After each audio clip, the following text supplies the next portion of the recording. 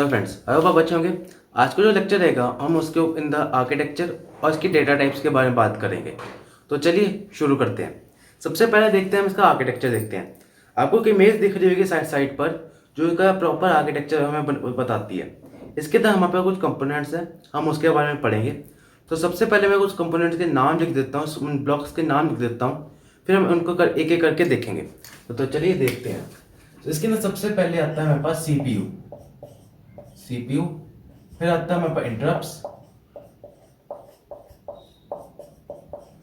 फिर आता है मेमोरी, फिर बस, फिफ्थ हमारे पास इनपुट आउटपुट पोर्ट्स, फिर आता है हमारे पास ऑसिलेटर्स, फिर आता है हमारे पास सीरियल कम्युनिकेशन,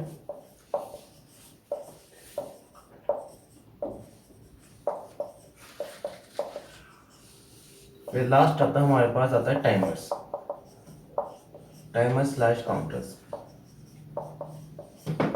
तो ये 8 हमारे पास ब्लॉक डायग्राम होते हैं, इसके अंदर 8 ब्लॉक्स होते हैं इसके अंदर आर्किटेक्चर में। तो चलिए हम इसको एक एक करके भी देखते हैं। सबसे पहले सीपीयू।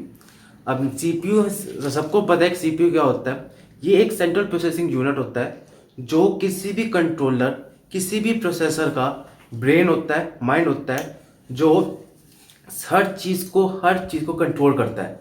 यूज़र के पास उसका कोई कंट्रोल नहीं होता। इसका मतलब कि हमने उसको असाइन कर दी कि भाई तूने ये काम करवाना है, वो तू देख अब तूने कैसे करवाना है। हमने उसको टास्क दे दिया, अब वो देखेगा कि मैंने उसको कैसे एग्जीक्यूट करवाना है। तो यही माइक्रो कंट्रोलर के अंदर ये सीपीयू सब कुछ मैनेज करता है, किसको क्या काम देना है, किसको क्या काम देना है, कैसे मैंने एक प्रॉपर इंस्ट्रक्शंस को एग्जीक्यूट करवाना है। तो ये तो था हमारे पास सीपीयू सिर्फ ब्रेन है, वो सब कुछ करेगा। जैसे कि ह्यूमन बॉडी का ब्रेन सब कुछ करता है, सब चीज़ को, हर ऑर्गन को वो असाइन करता है, वैल्यू असाइन करता है टास्क कि तूने क्या करना है। ऐसे ही माइक्रो कंट्रोलर 8051 में ये सीपीयू हर चीज़ को टास्क देता है कि तूने क्या करना है। टाइमर को टाइमर का काम देगा, ऑसिलेटर को ऑसिलेशन का काम देगा। ऐसे ही वो सब कुछ सबको एक कोई ना कोई काम देगा। तो ये तो था सीपीयू। अब आते हैं इंटरप्ट्स। इंटरप्ट्स क्या होते हैं, जैसे नाम से यही है कि किसी को इंटरप्ट देना, किसी को बीच में कुछ काम दे देना, या फिर काम क्या इन द सेंस कि इसको रोक देना, कोई इंटरप्ट दे देना। और जैसे कई बार आप कोई घर पे काम कर दो, कोई भी काम करो, बीच में कोई इंटरप्ट आ गई कि यार किसी ने डोर की बेल बजा दी, कोई फ़ोन आ गया, तो अपना वो काम छोड़ के आप उसको देखोगे। तो यहाँ पे ही, यहीं पे ही सेम यहाँ प्रोसेस है। अगर कोई प्रोग्राम चल रहा है, तो अगर कोई बीच में इंटरप्ट आ गई, अगर वो तो पहले माइक्रो कंट्रोलर देखा कि वो इंटरप्ट कैसी है। अगर तो हाई प्रायोरिटी इंटरप्ट है तो वो तो अपना वो जो प्रोग्राम चल रहा है उसको छोड़ के वो सब रूटीन प्रोग्राम चलाएगा जो इंटरप्ट का प्रोग्राम है। अगर तो वो इंटरप्ट लो प्रायोरिटी है कि चलो इसको भी डिले किया जा सकता है, पहले मैं अपना काम ख़त्म कर लेता हूँ, तो वो अपना काम ख़त्म करेगा। तो ये था इंटरप्ट का। इंटरप्ट यही सेंस है कि जो माइक्रो कंट्रोलर अपना काम कर रहा है, अगर अगर इसमें इंटरप्ट आ गई, उसने कोई कह दिया कि तू अभी रुक जा, अपना काम छोड़, ये प्रोग्राम चला, तो वो उसका छोड़ के अपना वो काम चलाएगा, वो प्रोग्राम चलाएगा जो सब रूटीन प्रोग्राम है। तो यहाँ पे हमारे पास 5 तरह की इंटरप्ट होती है। 3 इंटरनल, 2 एक्सटर्नल इंटरप्ट होती है। वो कौन कौन होती है मैं यहाँ लिख देता हूँ, यहाँ पे लिख देता हूँ। हमारे पास types, number 1 timer 0, overflow interrupt. Second timer 1, overflow interrupt. Number 3 serial communication interrupt. Number 4 external hardware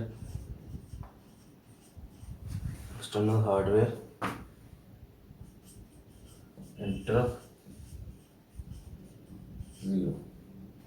number 5 external hardware interrupt. तो ये 5 तरह के हमारे पास इंटरप्ट होते हैं। तो ये तो थी हमने इंटरप्ट की बात की। अब बात करते हैं मेमोरी की। तो मेमोरी, कोई भी हमें प्रोग्राम एग्जीक्यूट करवाना है, कोई भी ऑपरेशन करवाना है, तो हमें उसके लिए एक मेमोरी चाहिए, उसके लिए एक प्रोग्राम चाहिए जहाँ पे वो स्टोर हो सके, उसकी वैल्यू स्टोर कर सके। तो 8051 के अंदर हमारे पास हमने पढ़ा कि ऑन चिप रोम जो होती है उसके अंदर हमारे पास 4 किलोबाइट्स ऑफ मेमोरी होती है। 60 किलोबाइट्स ऑफ मेमोरी हम एक्स्ट्रा लगा सकते हैं, एक्सटर्नल मेमोरी। और हमारे पास 128 बाइट्स ऑफ रैम होती है इसके अंदर। तो अगर मैंने कोई प्रोग्राम चलाना है तो पहले जो उसके अंदर मेमोरी होगी, हम क्या करते हैं, जो भी इसके अंदर वैल्यूज़ होती है वो जाती है रजिस्टर्स के अंदर, वो रजिस्टर्स में स्टोर होती है। तो वहीं से हम इसका वैल्यू लेते हैं या वहाँ पे स्टोर करवाते हैं। तो यहाँ पे मेमोरी का यही सिग्निफिकेंस है कि हम जो उसके अंदर प्रोग्राम चला रहे हैं, सपोज मैंने कोई चलाया कि मूव R3, 23, मतलब कि 23 वैल्यू जो भी हमारी वैल्यू है उसको R3 रजिस्टर के अंदर स्टोर करवा दो। तो वो एक इंस्ट्रक्शन एग्जीक्यूट हुई और उसके अंदर मैंने वैल्यू स्टोर करवा दी। तो वहाँ कहाँ स्टोर हुई, तो उसके मेमोरी बैंक्स में स्टोर हुई। तो यहाँ पे इसका यही सिग्निफिकेंस है। अब बात करते हैं हमें बस की। अब बस कुछ एक क्या होता है, ये एक ग्रुप ऑफ वायर्स होती है जो डेटा को या एड्रेस को एक जगह से दूसरी जगह लेके जाती है। ये आपने देखा होगा, सुना होगा, या फिर 8 बिट बस होती है या 16 बिट बस होती है। कि इसके अंदर अपने मैंने आपको एक पिन डायग्राम में भी दिखाया था कि जो भी हमारे पास एड्रेस लाइन्स होती है, कुछ हमारे पास डेटा लाइन्स होती है, वो क्या करती है, वो हमारे डेटा और एड्रेस को आगे पीछे करती रहती है, जैसे दूसरी जगह लेके जानी होती है। तो बस का भी यहीं पे यहाँ पे सिग्निफिकेंस आती है, यहाँ पे इसका इस्तेमाल होता है। जो भी डेटा लाइन्स होती है वो डेटा बस चूज़ करती है, जो एड्रेस लाइन्स होती है वो एड्रेस बस चूज़ करती है। और यहाँ पे हमारे पास दो तरह के बसेज आते हैं। हमारे पास दो तरह के बसेज आते हैं, एक होता है हमारे पास एड्रेस बस, सेकंड होता है मेरे पास डेटा बस। ये दो तरह की मेरे पास बसेज होती है। अब हमारे पास जो एड्रेस बस आती है वो 16 बिट होती है हमारे पास। ये क्या करती है, हमारा जो डेटा है, जो एड्रेस है, एड्रेस के अंदर जो हमारे वैल्यू है वो सीपीयू से वो मेमोरी तक लेके जाती है। और जो डेटा बस होती है उसके अंदर जो वैल्यूज होती है, ये 8 बिट में बस होती है। ये क्या करती है, ये जो भी हमारे पास डेटा आता है वो एक पेरिफेरल से दूसरे पेरिफेरल तक वो इसको ट्रांसमिट करती है। तो ये तो होती है बस के अंदर। बस में आपसे ये याद रखिए कि ये ग्रुप ऑफ वायर्स होती है, इसके अंदर हमारे पास दो बसेज होती है, address bus and data bus. Address bus होती है 16 बिट और डेटा बस होती है 8 बिट। बस ये होता है हमारे पास। सॉरी। अब बात करते हैं हम ऑसिलेटर के ऊपर। ऑसिलेटर, अब ऑसिलेटर आपने देखा होगा, हमारे जैसे हमने क्रिस्टल ऑसिलेटर हमने पढ़ा था, एक हमारी प्लेलिस्ट में आपने देखा होगा, प्लेलिस्ट एम्बेडेड सिस्टम 2 के अंदर बेसिक इलेक्ट्रॉनिक्स में हमने ऑसिलेटर के बारे में पढ़ा था। तो ऑसिलेटर होता क्या है, वो ऑसिलेशन हमें प्रोवाइड करता है। जो जैसे हमें कोई इंस्ट्रक्शन एग्जीक्यूट करवानी है, प्रोग्राम एग्जीक्यूट करना है, तो उसके लिए हमें क्रिस्टल ऑसिलेटर हमें क्लॉक पल्स सप्लाई करता है कि ये क्लॉक पल्स चली, पल्सेस अप्लाई की, चाहे वो स्क्वायर वेव में, वो हमें स्क्वायर वेव में देता है। आपने कहीं देखा भी होगा, कहीं हमारे फ्लिप फ्लॉप्स में क्लॉक हम देते हैं, तो ये ऑसिलेटर हमें क्लॉक पल्सेस अप्लाई देता है, जो कि हमारा माइक्रो कंट्रोलर को कंट्रोल करता है। कंट्रोल इन द सेंस कि वो उसको पल्स से प्रोवाइड करेगा, हमारे एक एग्जीक्यूशन, हमारे जो इंस्ट्रक्शन है वो एग्जीक्यूट होंगे और हमारी मशीन साइकिल्स में के साथ वो चलता रहेगा, साथ उसका सिंक्रोनाइजेशन होगी, वो चलेगा। तो ये तो होती है हमारे पास ऑसिलेशन के ऊपर। ऑसिलेशन हम लगाते हैं इसके अंदर, ऑसिलेटर जो हम लगाते हैं वो 11.0592 मेगाहर्ट्ज का ऑसिलेटर लगाते हैं 2 सेरेमिक कैपेसिटर के साथ। अब बात करते हैं आईओ पोर्ट्स की। इसके अंदर हमारे पास 4 आईओ पोर्ट्स होते हैं, पोर्ट 0 से पोर्ट 3 तक। इसके बारे में आपको बता चुका हूँ, उस वीडियो का लिंक मैं यहाँ पे डाल दूंगा, आप देख सकते हो आई बटन के अंदर। तो ये इसके बारे में, इस आईओ पोर्ट्स के बारे में हमने लास्ट लेक्चर में पढ़ा था, तो आप उस वीडियो को जाकर देख सकते हो कि उस पोर्ट 1, पोर्ट 2, पोर्ट 3, पोर्ट 0 का क्या रोल है इसके अंदर। बस इतने यही यहाँ पे इसका यही मीनिंग है इसके, हमारे पास 4 पोर्ट्स होते हैं। अब बात करते हैं हम टाइमर एंड काउंटर्स की। टाइमर्स एंड काउंटर्स क्या होता है कि हमें कोई इवेंट करवाना है, हम कोई इवेंट चला रहे हैं, लेकिन हमें चाहिए कि एक इवेंट खत्म होने के बाद हमें कुछ डिले चाहिए। तो हम क्या करते हैं, टाइमर्स की मदद से हम उसको डिले प्रोवाइड करते हैं। मैं कंट्रोलर को डिले प्रोवाइड करते हैं कि कुछ सेकंड्स का या कुछ माइक्रो सेकंड्स का हमें डिले चाहिए दूसरे इवेंट के बीच के बाद। मतलब कि एक इवेंट चल रहा है, कुछ डिले आया, फिर दूसरा इवेंट चालू हुआ, फिर डिले आया, फिर तीसरा इवेंट चालू हुआ। ऐसे ही टाइमर्स हमारे यहाँ पे काम आते हैं, और ये इसके अंदर ही एम्बेड किए जाते हैं। इसके अंदर हमारे पास दो 16 बिट के हमारे पास टाइमर्स होते हैं इसके अंदर। तो ये तो था टाइमर्स एंड काउंटर्स। काउंटर्स भी को काउंट करता है कि कौन सा इवेंट हो गया, कौन सा प्रोग्राम चल गया। हम इसको टाइमर्स भी लिखा की तरह यूज कर सकते हैं या काउंटर्स की तरह भी यूज कर सकते हैं। अब बात करते हैं सीरियल कम्युनिकेशन की। सीरियल कम्युनिकेशन इसके अंदर इसके अंदर हमारे पास दो पिन होती है हमारे पास, RxD एंड TxD। ये क्या करती है, हमें सीरियल कम्युनिकेशन करवाती है, हमें सीरियल आउटपुट मिलता है, सीरियल इनपुट मिलता है। तो यहाँ पे बस इसका यही सिग्निफिकेंस है, यहीं पे इसका ये मीनिंग है। अब हम बात करते हैं नेक्स्ट टॉपिक के चलते हैं, जो कि है डेटा टाइप्स और इसके डायरेक्टिव्स के ऊपर। तो चलिए मैं इसको रेस करता हूँ।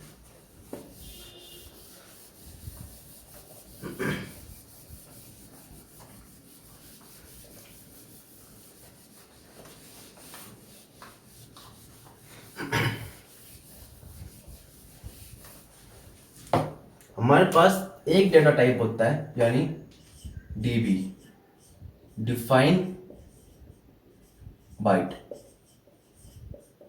ये मेरे पास डेटा टाइप होता है, और ये हो गया मेरा डेटा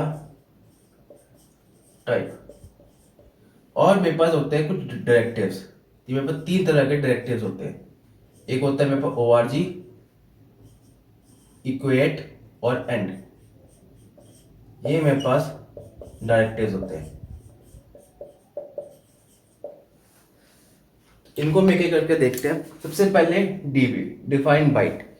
इसके अंदर क्या होता है, अगर मैं कोई प्रोग्राम लिख रहा हूँ तो वहाँ पे जो भी इसकी हमने वैल्यू डिफाइन की होती है, जैसे मैंने R3 के अंदर, R3 रजिस्टर के अंदर मैं 25 डाली, तो वो 25 क्या शो कर रहा है कि वो कौन सी वैल्यू है, चाहे क्या वो डेसिमल है, चाहे वो बाइनरी है, चाहे वो हेक्साडेसिमल है। तो ये हम DB से डिफाइन करते हैं कि वो जो वैल्यू है 25, वो कौन सी वैल्यू है। अगर मैंने कोई वैल्यू नहीं लिखी, कोई आगे कोई 23 के बाद कुछ नहीं लिखा, तो वो डेसिमल होता है। मतलब डेसिमल में हमें कोई लिखने की जरूरत नहीं है, ऑप्शनल है कि उसके साथ में D लिख दूँ, बट कोई ऑप्शनल है, लिखने की लोड नहीं है। अगर मैंने बाइनरी में लिखा, जैसे मैंने 010101 लिखा, तो मुझे इसको डिफाइन करना पड़ेगा कि ये बाइनरी है, तो उसके मुझे आगे B लिखना पड़ेगा। जैसे कि मैंने यहाँ पे लिखा DB 0110B, मुझे ऐसे लिखना पड़ेगा। और ऐसे ही अगर मुझे हेक्साडेसिमल चाहिए तो मैं लिखूंगा DB 25H। अगर मुझे डेसिमल भी लिखना है तो मैं उसको सिर्फ ऐसे लिख दूंगा, तो वो ऑटोमेटिकली उसको समझ आ जाएगी डेसिमल है। लेकिन हमारा असेंबलर क्या करेगा, इन सभी वैल्यूज को वो हेक्साडेसिमल में कन्वर्ट कर देगा। तो अगर आप चाहे ऐसे लिखो या ना लिखो, कोई फर्क नहीं पड़ेगा, चाहे उसका D लिखो या ना लिखो, तो उसने उसको हेक्साडेसिमल में कन्वर्ट कर ही देना है। तो ये तो थी हमारे पास डिफाइन बाइट वाली डिफाइन वैल्यू। अब बात करते हैं डायरेक्टिव्स की। डेटाबेस हमारे पास सिर्फ एक ही टाइप की होती है, वो होती है डिफाइन बिट। अब बात करते हैं डायरेक्टिव्स की। हमारे पास 3 डायरेक्टिव्स होते हैं, ओरिजिन, इक्वेट, एंड। ओरिजिन का मतलब है, पहले लिखते हैं ओरिजिन। ओरिजिन का मतलब है कि मैंने अपने प्रोग्राम की शुरुआत की है, मैं उसको कोई एड्रेस दिया है। जैसे मैं लिख दूं ORG 0x00H, तो मतलब कि ये एक कोई हेक्साडेसिमल वैल्यू है। इस एड्रेस से मैंने शुरुआत की, मेमोरी में जाके मेमोरी लोकेशन पे, ये मेमोरी लोकेशन, तो यहाँ से मेरा प्रोग्राम शुरू होगा। मतलब यहाँ से मेरी डेटा अंदर स्टोर होने की वैल्यू शुरू हो जाएगी। तो ओरिजिन यहीं से होगा, तो मतलब प्रोग्राम की एग्जीक्यूशन यहाँ से शुरुआत हो जाएगी, उसके बाद आपका प्रोग्राम चलेगा। तो ये होता है ओरिजिन वैल्यू। लेकिन अगर कुछ असेंबलर्स की मैं बात करूँ, तो कुछ असेंबलर्स के अंदर ऐसे .org होता है। पर ORG कुछ में होता है, कुछ में ORG होता है, वो आपका असेंबलर आपको चेक करना पड़ेगा कि कौन सा असेंबलर क्या वैल्यू कौन केड़ा एट्रीब्यूट वो कर सपोर्ट करता है। अब बात करते हैं हम इक्वेट की। ये इक्वेट क्या करता है, ये हमें मेमोरी सेव करता है थोड़ी सी। मतलब कि अगर मैं करूं, यहाँ पे लिख देता हूँ ORG काउंट, कोई वैल्यू है #23 और यहाँ पे कोई प्रोग्राम चल रहा है, तो मैंने यहाँ कर दिया मूव R3 काउंट। अब इसने क्या करना है, जैसे ही यहाँ पे आएगा R3 के अंदर 23 वैल्यू स्टोर हो जाएगी। इससे हमारे पास क्या डिफरेंस क्या आया कि मैं आपको होगा कि सर यहाँ पे 23 से इधर लिख दो। कई बार हमारे पास क्या होता है, हमने यही वैल्यू मल्टीपल टाइम्स यूज करनी होती है, तो हमें काउंट लिख देंगे, तो वो यहाँ पे यहाँ से उठा के उसको डालता रहेगा, हमें बार बार लिखने की जरूरत नहीं पड़ेगी। और एक फायदा ये है कि अगर हमारे पास कोई लंबा प्रोग्राम है तो हमें चेक करना है कि हमें ये वैल्यू हमें कहाँ पे है, तो हम ये नहीं करेंगे कि हम उस बार वो प्रोग्राम को दोबारा पढ़ेंगे कि यहाँ पे वैल्यू कहाँ पे, ये वैल्यू कौन सी, ये वैल्यू कौन सी है। अगर हमें कोई स्पेसिफिक वैल्यू चाहिए तो मैं सीधे यहाँ पे देखूंगा कि यहाँ पे क्या लिखा है, और ये चीज़ को मैं सर्च कर लूंगा तो वो मुझे बता देगा कहाँ कहाँ लिखा है। इन स्पाइट ऑफ कि मैं इस वैल्यू को बार बार देखूँ कहाँ पे लिखा है, वो ट्रबल सम हो जाएगा, वो दिमाग खराब करने वाली बात हो जाएगी। तो ये इसका एक एडवांटेज है इक्वेट का। तो और यहाँ पे क्या आएगा, EQU #23 ये आएगा इसके अंदर। अब हम बात करते हैं लास्ट डायरेक्टिव के एंड की। इसका मतलब कि ये अगर मैं प्रोग्राम चल रहा है तो मैं लास्ट में एंड लिख देता हूँ, मतलब ये प्रोग्राम का एंड हो गया। इसके बाद अगर मैं कुछ और लिखूंगा तो वो एग्जीक्यूट नहीं होगा। ये ओरिजिन हो गया, यहाँ से प्रोग्राम स्टार्ट होगा। यहाँ पे मेरा अगर मैंने इक्वेट लिख दिया तो मतलब ये वैल्यू यहाँ पे इक्वेट कर दो। उसके बाद अगर मैंने एंड लिख दिया तो मतलब प्रोग्राम एंड खत्म, यहाँ से चलेगा प्रोग्राम, यहाँ आ गया खत्म। इसके बाद जो मर्जी आप लिख दो वो एग्जीक्यूट नहीं होगा। तो ये तो थी इसकी 3 डायरेक्टिव्स, एक इसका डेटा टाइप और इसका आर्किटेक्चर हमने जो हमने पिछले टॉपिक में देखा वो था। तो आई होप आपको लेक्चर पसंद आएगा, तो इस वीडियो को लाइक करना ना भूलिए और सब्सक्राइब कर लीजिए। हम ऐसी वीडियोस और लाते रहेंगे।